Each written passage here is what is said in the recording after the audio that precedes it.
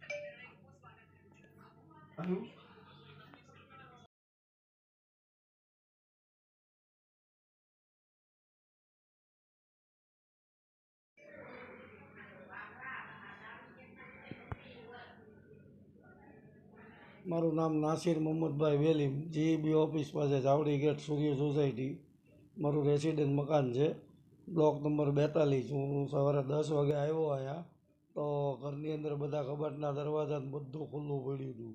પછી જોવામાં આવ્યું તો કબાટની અંદરથી 15 થી 16 હજાર રૂપિયા રોકડ રકમ ગઈ છે, એક મોબાઈલ ગયેલ છે ને એક નાના છોકરાની ચાંદીની કડલીઓ ગઈ છે. અંદાજે 20-25 હજાર રૂપિયાની ચોરી ગણાય.